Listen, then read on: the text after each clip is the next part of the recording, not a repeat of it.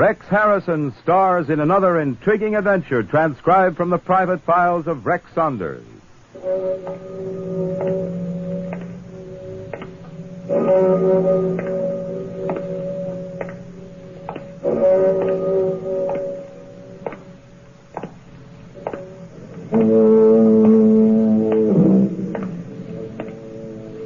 Concerning blackmail.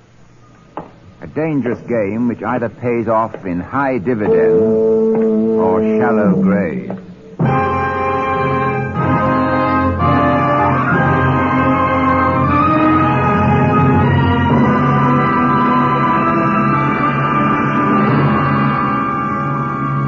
And now, the private files of Rex Saunders.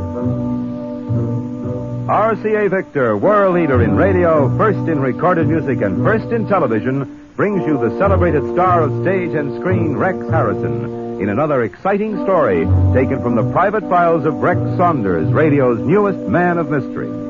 We hope you enjoy these weekly stories of intrigue and adventure, and for another adventure in home entertainment, we suggest you try RCA Victor's fine line of radio and television products, now on display at your RCA Victor dealer. Now for our story.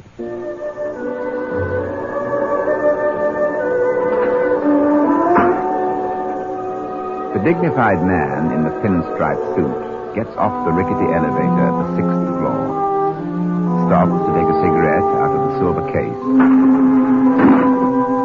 watches the ancient elevator slowly descend in its iron prison, then crushes the cigarette between his fingers and walks quickly down the dim-lit hotel corridor. The dignified man in the pinstripe suit stops before room 617, casts a quick glance back along the corridor, then knocks on the door.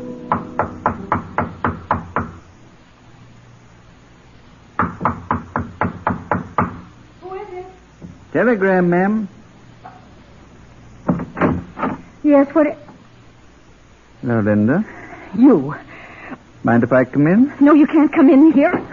Sorry, Miss Sparrow. Get your hands off of me. I won't take up much of your time. Get out of here. After I'm finished. Now look, Mr. Goodrich. I'm tired of having you follow me around. I know you've been trailing me all day. If you don't cut it out, I'm going to call the police. Call the police. Sure. Go ahead, Linda. There's the phone. Call them. Why don't you let me alone? What do you want from me? Stop the act. You know what I want. Where is my nephew? I don't know. Where is Eddie? I haven't seen Eddie in weeks. You're a liar. What happened to my nephew? You're barking up the wrong tree, Mr. Goodrich. You're not going to find Eddie this way. All right. But I know someone who will find him for me. Yes? Who? Someone who will get to the bottom of this. Someone who will get the truth out of you. Rex Saunders. I'm frightened to death. Now get out of here. You're wasting my time. I'll get out. After I see what's in the next room there. You're staying away from this door. He's in that room, isn't he? I said you're not going in the next room. You're staying out of there. Not on your life. All right, then, on yours, Mr. Goodrich. Put that gun down. One more step toward this door and I fire. You wouldn't dare. No? Just try it, Mr. Goodrich. One more step, and you'll never see Eddie again.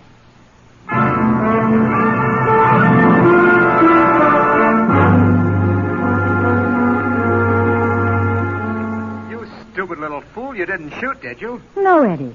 I just scared him off. But you'd better lay low. What's this about Saunders? The old man's going to call him in on it. Okay, Linda. Don't you worry about Saunders. He won't be on this case long.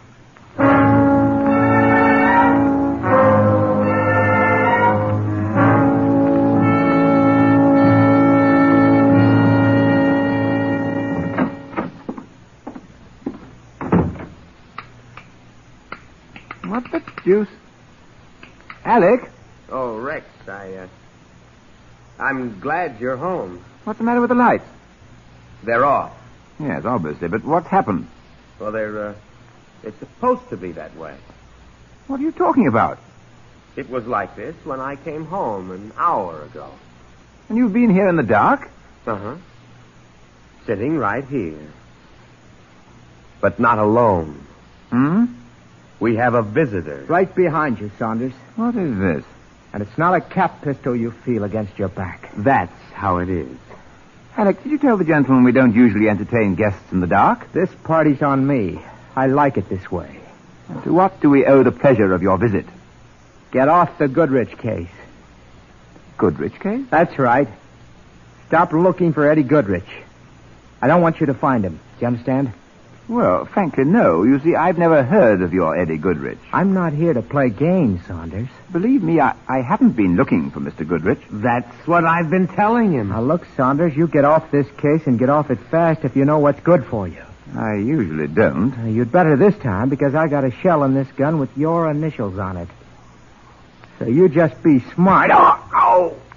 I'm sorry. What's the idea of that? Just a deep scratch on the hand.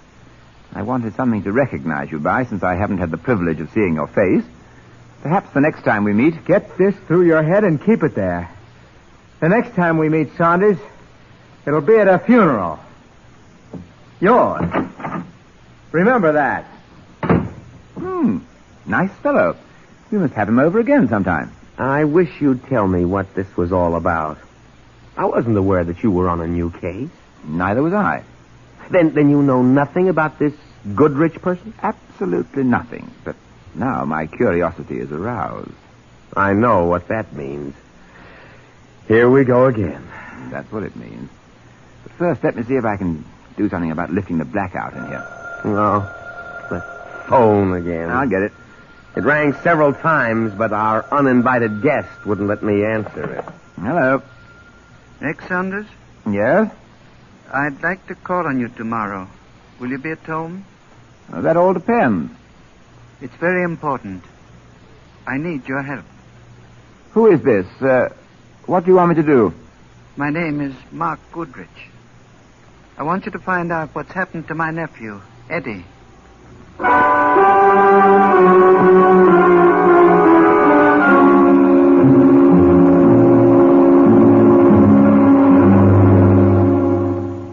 Mr. Saunders, that's how it's been with my nephew for years. He goes with the wrong people. He's constantly in jams. Mm-hmm. He's embarrassed me socially and in business. And now this has happened to top everything else off. And what jam is Eddie in at present, Mr. Goodrich? Oh, I suppose I'm an old fool. I took an oath I'd never help him again. He's tricked money out of me so many times in the past. But now this seems to be a serious matter. Here, read this telegram. I received it last night. Need $3,000 immediately to pay off debt. Wire money to me, 786 West 48th Street, apartment 4A.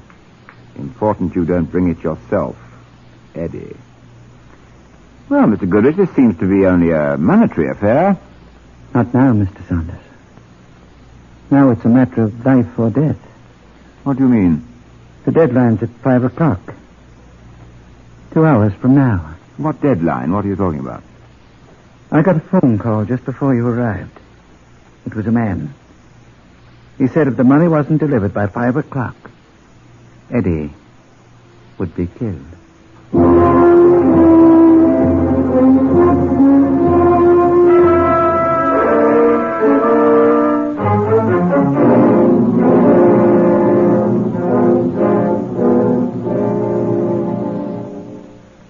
They're new. 3 great new releases by RCA Victor, sure to become overnight hits. So get your copy of Mindy Carson's latest recording, You Only Want Me When You're Lonesome, Jan Pierce's great rendition of What Is a Boy, and Frankie Carl's I Feel Like Spaghetti Tonight. RCA Victor has recorded them for you in all 3 record speeds, 78, long play, and 45. They're available now, so keep pace with the latest in popular recordings. Be sure to hear Mindy Carson, Jan Pierce, and Frankie Carl on RCA Victor Records. Records you and your family will enjoy playing over and over again. And you can buy these hit records singly, or better still, buy all three. 3 exciting new releases from RCA Victor's starlit roster of great artists. Hear this fine music on a new Victrola radio phonograph console.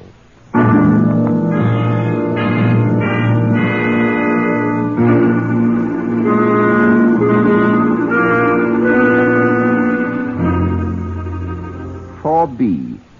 It must be the apartment at the end of the hall, Alec. Maybe we shouldn't have come here. Eddie warned his uncle in the telegram to wire the money. Nevertheless, I'm making this transaction COD. Now, here we are. Yes, what is it? I'd like to speak to Eddie Goodrich. Sorry, mister, he doesn't live here. I didn't say he lived here. I said I wanted to see him. You got the wrong apartment. We have a telegram that says this is the right apartment. Just a minute. Get your foot out of the door. Don't you know, Miss, it's rude to cut off conversation so abruptly? Look, copper, you get in here only on a warrant.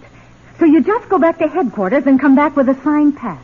The young lady seems to misunderstand, Alec. Apparently. She thinks we're from the police. No, the ASPCA. Please convey to Mr. Goodrich that we are merely messengers of good tidings. $3,000 worth. In this envelope. Oh, come in. All right. Give me the money. Well, believe me, Miss, what did you say your name was? The money. Oh, that's right. Yes, you didn't say. Now, about this money, I'm expected to get a receipt in return for it. So I'll give you a receipt. The young lady continues to misunderstand, Alec. Dreadfully so. The receipt I have in mind is Eddie Goodrich in person. Don't worry. I'll see that he gets the money. But I do worry. It's my nature. I insist upon handing this over to Eddie Goodrich personally. All right. I'll get him. Eddie? Yes. Someone's here with the money. He won't give it to anybody but you. Okay. All right, messenger boy, here he is. Well, it took the old man long enough to get it here. Well, you satisfied? Mm-hmm. Your uncle's been worried about you, Eddie. So he's been worried. So what? Give me the money. The money? Oh, yes. Here. What do you think? It won't take a moment. Thanks very much. What was that supposed to be? I was just interested in your teeth. He's giving us some kind of business, Eddie. I'll bet he hasn't got the money. That's right. I haven't got the money. Why, you... And he's not Eddie Goodrich. What do you mean I'm not Eddie Goodrich? You're an imposter. I haven't a photograph of Eddie, so I went to the trouble of checking with his dentist. Goodrich has 2 upper front teeth on a detachable bridge. Unfortunately, yours are quite solidly your own. Now then, I want the answer to 2 questions. What game are you 2 playing, and where's Eddie Goodrich? All right, here's our answer. This. Look out, she's got a gun. If either one of you moves, I'll kill you. Now get in the next room. I prefer it here. I said start moving or I shoot. What, with the safety catch on? Let's go. Sorry, but little girl shouldn't play with guns. My wrist. There. This plaything is much safer in my hand. Linda, you stupid... Shut up, Sid. Linda and Sid. Huh?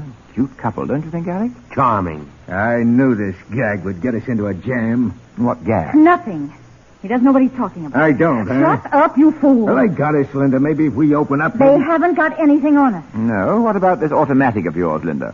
I've got a license to carry it. Do you have a license to practice extortion, too? You'll have to prove that. We'll prove it, all right. It'll take time. You want to find Eddie Goodrich in a hurry, don't you? I believe I detect a bargain in the offing. You guessed it. The terms? You forget about us if I tell you where Eddie is. Well? All right. Now, first, where do you 2 fit in? We're friends of Eddie's. Friends? Yes. Oh, go ahead. Eddie owes $3,000 to Nick Gasco. The money was supposed to come here to Sid's apartment. I sent that wire for Eddie, and I was to pick up the money and delivered it. Where? To Nick Gasco. He's got a joint up on 98th Street behind a candy store. If you want to find Eddie, ask Nick Gasco. Nick's keeping Eddie undercover till the money comes across.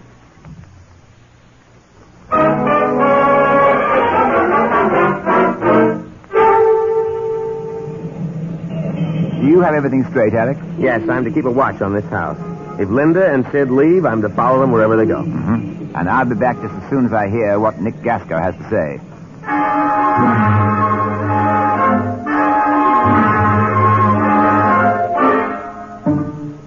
Well, Nick, what have you got to say to that?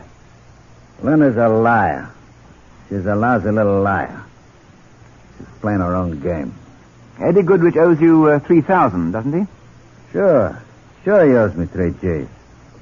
He's owed me more than that. But he's good for it. He pumps it out of the old man like water. Eddie's okay in a cup anytime. When did you see Eddie last? Day before yesterday, when he dropped the 3 G's here. Was he alone? You crazy? Alone? That girl Linda was with him. She's always with him. So's her boyfriend, Sid. They live off Eddie's dough. Where do you think Eddie might be now? Come on with me. I know where he is. Where are you taking me? Right back to Sid's apartment.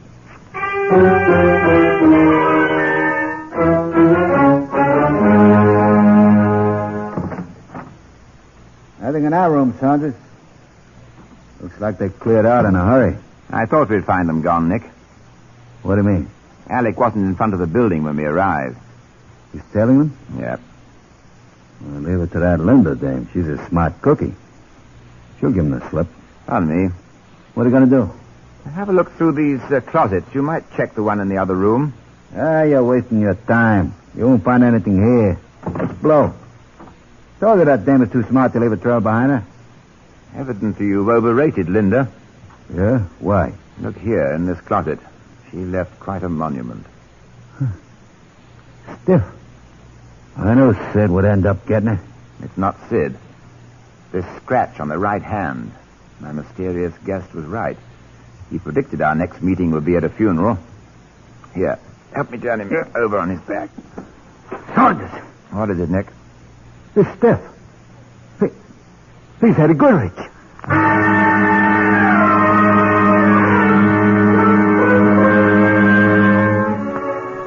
How much longer are we going to sit here, Saunders? Why don't you do something? Call a car or something. Well, there'll be time for that, Nick. Gives me the creeps just sitting here looking at a Stiff. Look, suppose I see you later. Suppose I get a little air. Honest, this makes you kind of sick. I'm sorry, Nick, but I'm going to need you around for a while. Oh, look, Saunders, you don't think I had anything to do with this, do you? I brought you here, didn't I? You did? Well, I wouldn't do that if I was in on the job, would I? I just want you around for help, Nick, that's all. You wouldn't kid me, would you? I told you that Eddie and I were friends, didn't I? We were good friends. I let him go in a cup for 3 G's, just like I told you. You can ask anybody. Nick Gasco don't do business like it was done to Eddie there. Ah, take it easy. I think that's the call I was expecting. Hello? This is Alec, Rex. I thought I'd still get you there. Linda and Sid left the house about 15 minutes after you went uptown. They had 2 valises with them. Where did they go? I don't know. What do you mean? What happened? I followed their car up 9th Avenue and then across town on 59th Street. They made a quick turn into Central Park, and then I lost them. I'm sorry. It seems that Nick was right about Linda.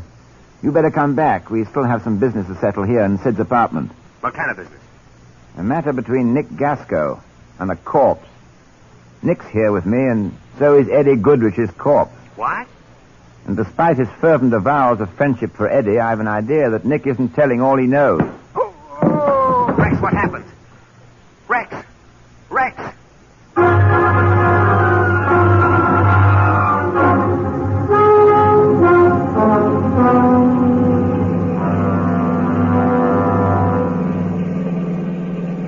Sid, turn the car around. What? Take the East River Drive. We're going back downtown. What's the matter, Linda? You crazy? No, I'm not crazy. The idea just struck me. What idea? What are you talking about? Old man Goodrich is going to be good for some spending money before we clear out permanently. I'm going back to hit him for it. Yeah, but Eddie's dead. So what? The old man doesn't know it. And they find him in the closet. We're finished. Don't be a sap. They won't look there so fast. Just give me 10 minutes with old man Goodrich, and you and I are going to be 2,000 richer. So go ahead, do what I told you. Turn the car around.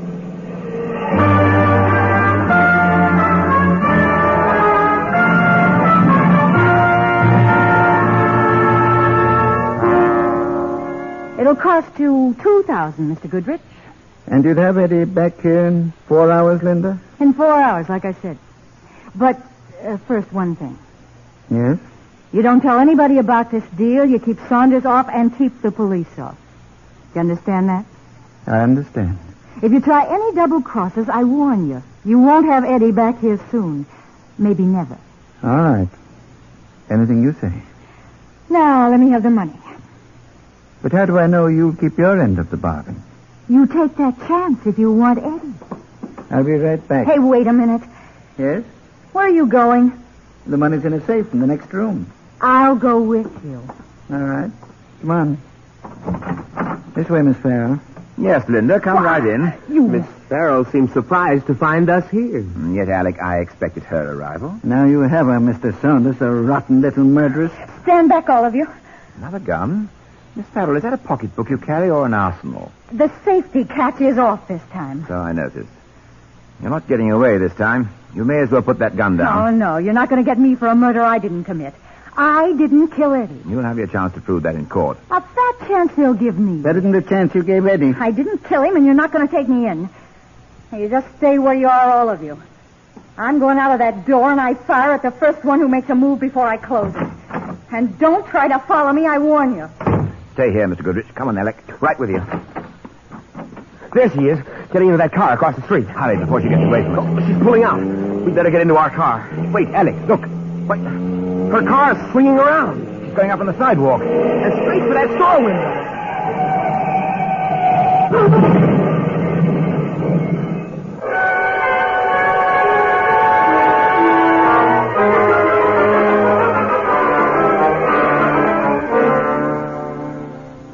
Back to the climax of our story in a moment.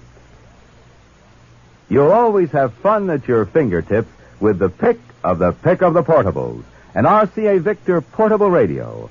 Yes, anytime, any place, an RCA Victor portable is wonderful company. Its new expanded range pays big dividends in listening pleasure. It gives you the strongest reception ever achieved on battery operation, and yet it's so light, so compact, that you can take it anywhere. You'll enjoy an RCA Victor portable at home, too. There's always enough tone and volume to fill up a large room or a terrace or a sun porch. Always unbelievably fine performance at all times. And every one of RCA Victor's portable radios sets a new standard in style and beauty. So, wherever you are, indoors or out, take a world of entertainment right along with you. Take an RCA Victor portable radio. Next chance you get, make your selection from the many great RCA Victor models.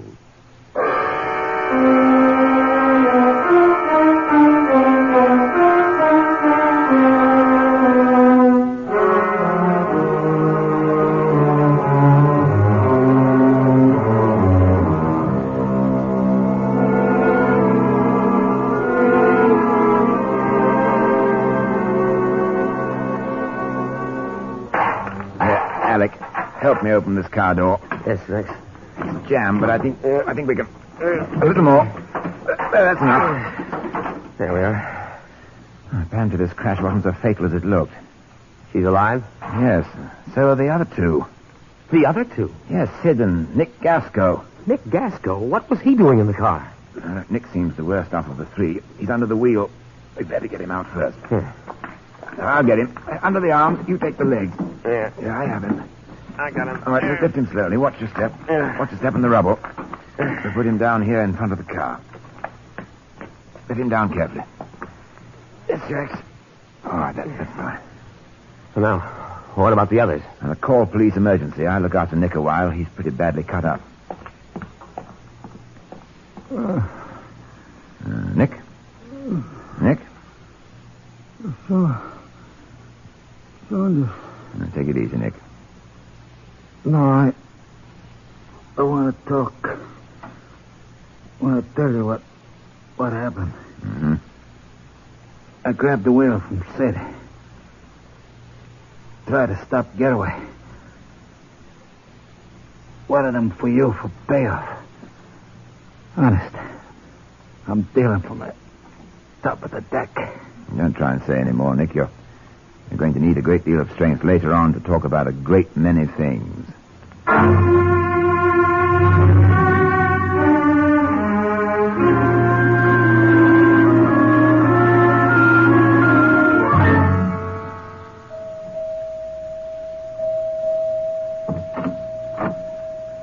Hello, Nick.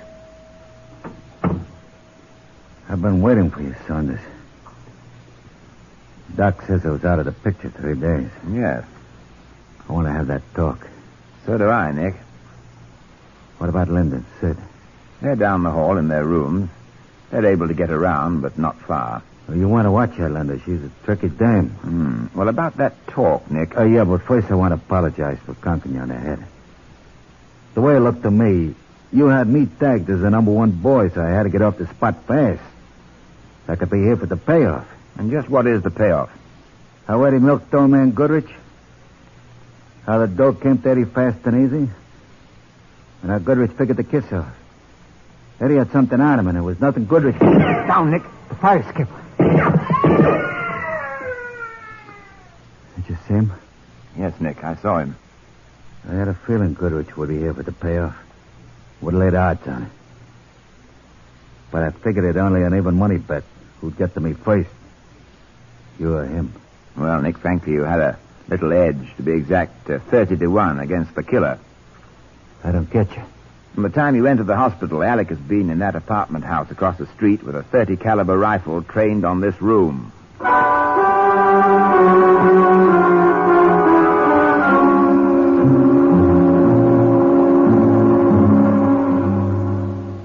Well, that's the way it was, Alec. Eddie knew that his uncle had been mixed up in several shady business deals, and with that information, he bled money from Goodrich year after year. And Goodrich decided he had to end the blackmail sometime, and the opportunity presented itself when he found Eddie alone in Sid's apartment.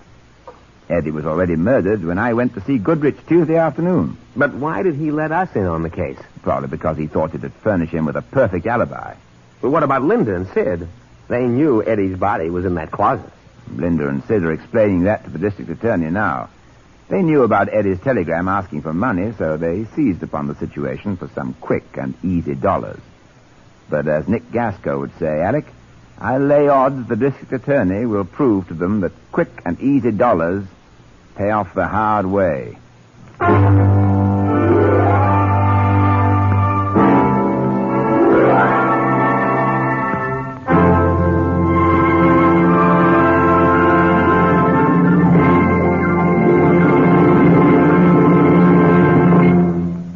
In a moment, Rex Harrison will return to tell you about next week's stories. First, an invitation from RCA Victor. Next chance you get, drop into your dealers and look over the wide variety of RCA Victor home instruments designed to bring you the very finest in home entertainment. We know you'll find just the right instrument for family fun at a price that will fit your family budget. Fine instruments with world-famous RCA Victor quality built into every feature and detail. See them tomorrow at your RCA Victor dealer.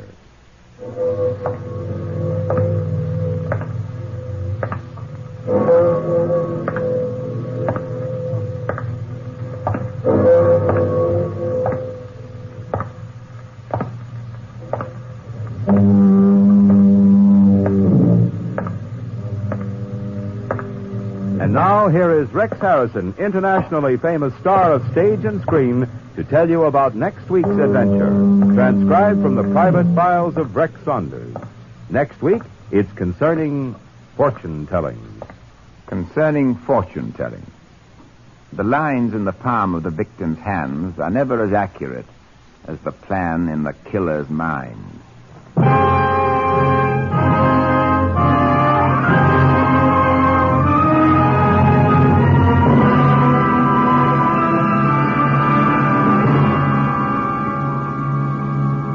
You have been listening to another intriguing adventure transcribed from the private files of Rex Saunders, written by Ed Adamson. In the cast were Leon Janney as Alec and Amzie Strickland as Linda.